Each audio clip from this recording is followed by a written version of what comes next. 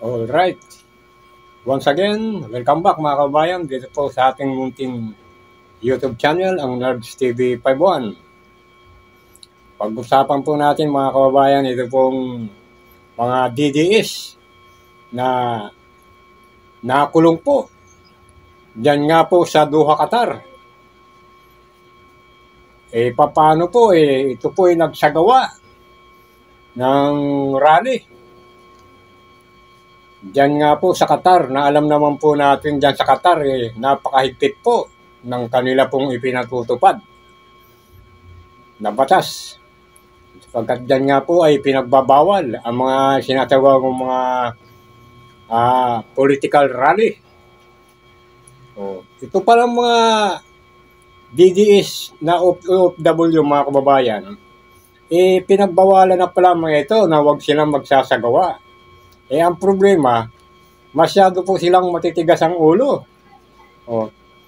Ganyan po talaga itong mga DDS na ito Pinapairal nila ang kanilang matitigas na ulo, hindi marunong sumunod sa batas. Akala nila, nandito sila sa Pilipinas. Dito sa Pilipinas, maluwang ang batas dito. Kahit na anong pinagagawa nyo, inaayaan lang kayo ng gobyerno. Diyan sa Qatar. Anong napala nyo ngayon, mga DDS na OFW? Alam nyo po mga kababayan, kasalanan po ito ni Maharlika Dahil ito po ang nag-udyok. Itong si Maharlika. Pati itong si Harry Roque. Sila itong nag-udyok na lumabas daw, mag-rally, wag daw matakot. Ano ngayon ang napala nyo? Dahil nakikisa raw sila sa Zero Remittance Week ng mga DDS na ito, hindi sila magpapadala. Yan, tuluyan na kayong hindi makapagpapadala talaga niyan. Ang masaklap, makukulong pa ang mga ito, mga kababayan. At magmumulta pa sila. Pakinggan po natin ito pong balita, mga kababayan. Sa Qatar, kinumpirma ng Embahada ng Pilipinas sa Doha, ang kabisera po ng naturang bansa, na may mga Pilipino na inaresto doon dahil sa umunoy hindi otorisadong political demonstrations. Sa panayam kanina, kay DFA Undersecretary Eduardo de Vega, umabot sa 17 Pinoy ang naaresto sa Qatar. Pero sa Qatar, anything, kahit na hindi naman Qatar ang pinag-uusapan, in this case, natin pinag-uusapan yung impeachment, no? I'm sorry, pagpapadala kay President sa The Hague, no? Nandun, na-aresto. So we are going to monitor and report to you. May confirm, may decision. Ang tinig ni DFA Undersecretary Eduardo de Vega, nakikipag-ugnayan na ang embahada sa mga lokal na otoridad doon para sa pagkakalob ng kinakailangang tulong sa mga nasabing Pilipino. Yan nga po, mahal na kababayan. Bali, 17 po itong mga OFW ng mga DDS na nakulong. Sa palagay ko, ito po yung mga leader nakulong. Pagkatapos ngayon, hihingi sila ng tulong sa gobyerno. Ang sinisigaw nila, BBM resign. Pagkatapos ngayon, hihingi sila ng tulong sa gobyerno. Dapat, humingi kayo ng tulong sa mga Duterte. Nasaan ngayon yung mga Duterte? Matutulungan ba kayo? Matutulungan ba kayo ni Maharlika? Itong nag-udyok sa inyo na huwag magpadala sa inyong mga pamilya na nandito sa Pilipinas? Itong si Harry Roque, nananawagan. People power daw, maglabasan na kayo. Huwag daw matakot. Ngayon, dahil sa uto-uto kayo ngayon ang napahamak. Nasaan ngayon itong mga Duterte nito? Si Sara, matutulungan kayo? Si Maharlika, wala. Pinagtatawanan kayo nila. Ginagamit lang kayo. Kaya gumising kayo mga kababayan. Huwag tayong uto-uto. Hindi masama yung may sinusuportahan tayong mga kandidato. Pero kung ang pagsuporta natin ay ipagpapalit na natin ang ating pamilya para lang sa mga kandidato na to, sa mga politiko na ito, ay hindi na maganda yan, mga kababayan. O ngayon,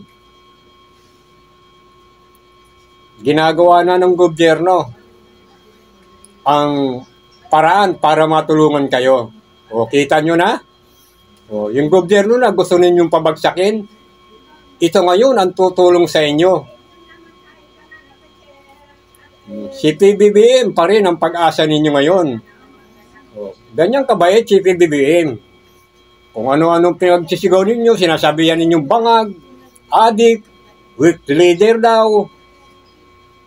O, ngayon, nasa critical na kalagayan kayo ngayon dyan sa Qatar.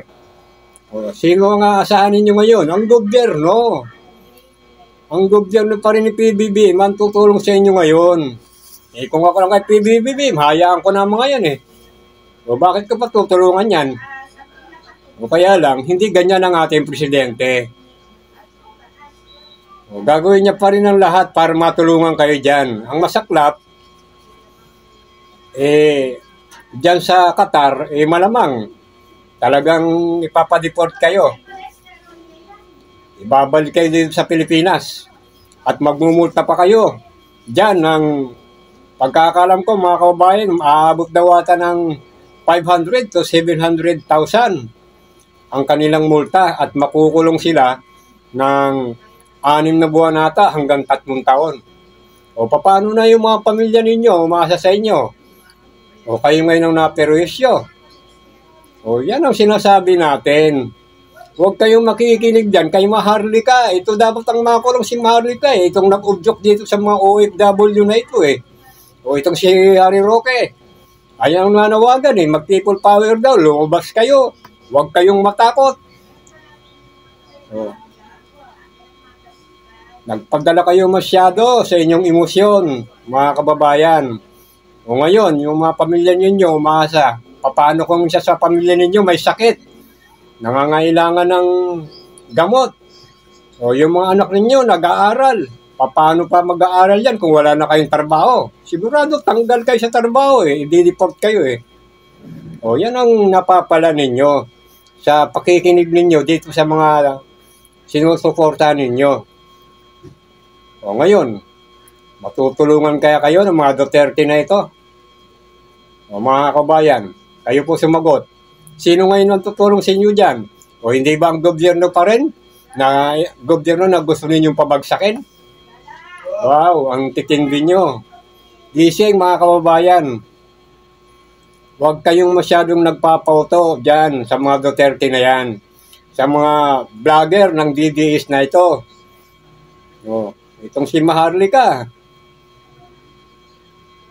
Pang pagkakalam natin dyan, patago-tago ngayon na dyan sa ano. O kasi nga, nakipag-ugnayan na ang NBI sa Interpol para hulihin itong si Maharlika na patuloy nagpapakalat ng fake news.